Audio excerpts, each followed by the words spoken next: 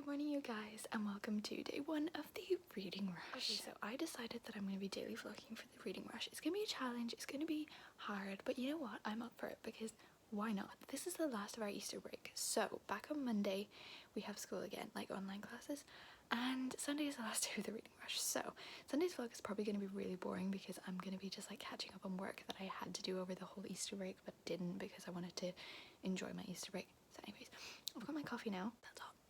So I realized I didn't show you my TBR in like a TBR video, so I'm going to show you that in this. And I do have to say, last night I finished a book already, and it was after midnight, so it technically counts for the reading rush, and it was already on my TBR. So I'm really excited about that, and I'm going to show you. Okay, so here's my TBR. There are 4 prompts, 4 days in the readathon. I only have 3 books picked out, because I couldn't decide on like a 4th one, because I kind of doubled up on one of them because it is a 700-page book, which is, you know, pretty huge. But I'm not really sure. Like, I feel like I could do 4 books, so we'll see. I've still yet to decide. So for the prompt, read a book with a house on the cover, I'm reading The Trouble with Perfect by Helena Duggan. The reason I'm reading this, do I need to explain more? There's a house on the cover. I read book 1 and loved it, and like the author is actually a family friend of ours. So yeah, I've seen this a lot around Bookstagram a lot, actually, in like different countries and stuff. Hi, Misty. Hi. Come here. Hi. Hey, baby. Missy was outside. Welcome back, baby. Please settle down. Okay, so that is the book that I'm going to be reading for that. The books I finished last night was for read a book in the same room the entire time, and I read We Are the Beaker Girls by Jacqueline Wilson. This is a sequel to My Mum Tracy Beaker, and I actually really liked it.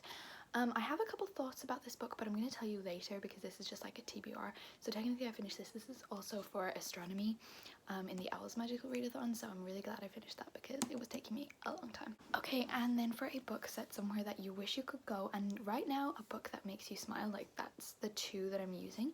I'm going to be reading Harry Potter and the Goblet of Fire by J.K. Rowling, and yeah, so I'm really excited. I recently read Prisoner of Azkaban and really wanted to read this, so I'm gonna read this. I'm already 300 pages in, which is a little bit of cheating, but seeing as it's like this big of a book, so yeah, I'm really excited to pick this up because I mean this is set in Hogwarts. Obviously, if you don't want to go to Hogwarts, like how are you living your life properly? Because I think everybody wants to go to Hogwarts. So they are the 3 books that I'm like gonna focus on. I have this one finished already, and I'm gonna give my thoughts in a minute. I'll talk to you all guys later. I'm not sure how long these videos will be. They're probably gonna be quite short, but also like the editing is gonna be quite basic because I'm gonna be editing on my iPad because for some reason it uploads so much quicker on my iPad. So there probably won't be like music, cool transitions, stuff like that because, you know. But I mean, we're daily vlogging here, so we're not looking for something special. So please excuse the fact that I'm in my pajamas. It is 9 a.m. and I have been up for like an hour and a half already. Who is she? Who am I that I think I get up at 8 a.m? Like, I don't know. Anyways, let's give my thoughts on this. So I wasn't vibing with this book. I wasn't into it. And then I got the audiobook of it and I was like, okay, you know what? This audiobook is moving pretty fast. I'm not hating it. You know, it's okay. They had a good story to it, but I think the writing, even though I love Jacqueline Wilson's writing, just wasn't the best because it was very childish. But that's not necessarily a critique. I just think that I used to appreciate her books a little bit more. I did love the mother-daughter elements in this because since I can remember, it's like been me and my mum living together, just us. It's just so nice to see this represented in a book, and a healthy mother-daughter relationship, because I'm like, we always see like, oh, toxic families and everything, but this was so wholesome and this was so pretty and beautiful, and I did actually really like it. So I think I'm gonna give this like, you see, I feel bad if I don't give a Jacqueline Wilson book 5 stars because I'm supposed to love them, and I do love them. She's like my favorite childhood author. So like, I don't know, I should give it 5 stars, but also like enjoyment level was about a 3.5 to be perfectly honest. So I think I'm gonna give this 3.5 stars, and I don't know what I'm gonna move on to next. I have the audiobook for Harry Potter and the Goblet of Fire, so I might go with that one while I'm like getting ready for the day. But I do kind of want to physically read this as well because I love Harry Potter and I don't want to rush through it, but I also really do want to get it finished like really soon. And yeah, who knows, I might start this one. It's short enough, but it's still considerably long. It's like almost 400 pages, so I don't know.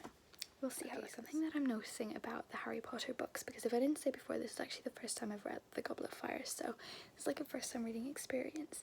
There are so many more scenes in this one, especially this book compared to the movie. The others have been kind of similar, only missing like one or few details. There's so much missing from this movie. Like, I think they could have made this into a two-part, but anyways, there's so many Dobby scenes in here, and he's just the sweetest little thing. Like, Dobby is my life. I love Dobby so much. And you know, there's so many Dobby scenes in here that are so cute, so I'm living for that really, because it's so cute.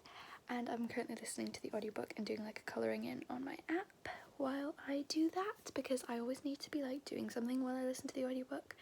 So that's what I'm doing, and I'm really having a great time. Okay, so I am dressed now. I'm wearing this really cute little dress today because I don't know why I felt like it was warm enough. It's probably not, but anyways, I'm wearing a dress anyways. I've done my makeup. So we were like a couple of hours into this readathon. I've only been up for a couple of hours. I've already kind of changed my TBR. I wasn't really feeling the books that I was supposed to read, and honestly, like, I'm not in the mood to read books that I don't want to read because it's a stressful enough time already. I don't need books that I don't want to read.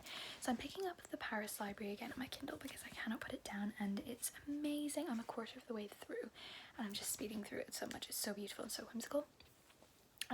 There's like a building on the cover, so I might use that for a house on the cover because I know it's kind of cheating, but like, I mean, it's not the readathon police here. I think I'm still gonna do it because I want to. The other book that I'm really fancying reading right now is Shadow and Bone by Lee Bardugo, which again doesn't fit any prompt, so I think I'm gonna use this as the prompt of a book that will make you smile because it makes me smile right now.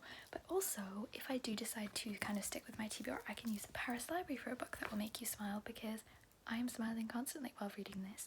Like, literally cannot stop. It is so beautiful, and it reminds me how much I love reading and why I love reading, and the characters are just so cute and so loving and everything is amazing, but like, it's too happy, so things have to start going wrong. I know this, and like, yeah, it's about to get real sad, but I don't know if I explained what the Paris Library is about. So it takes place during World War II in Paris, and she's working in a library, and you know, I haven't really gotten into the war part yet. We're kind of like pre-war, and it's also flipping to like 1984, which is like present day, but like, it's obviously 1984, and she's now living in America, and like, then we follow like this teenage girl as well, and something sad just happened. Like, it was so sad.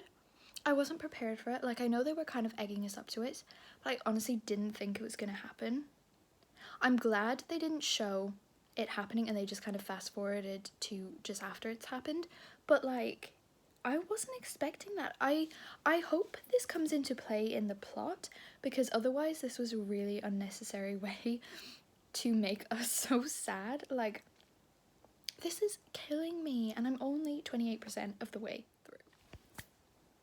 To be honest, I didn't expect to be crying 28% of the way through over nothing to do with the war.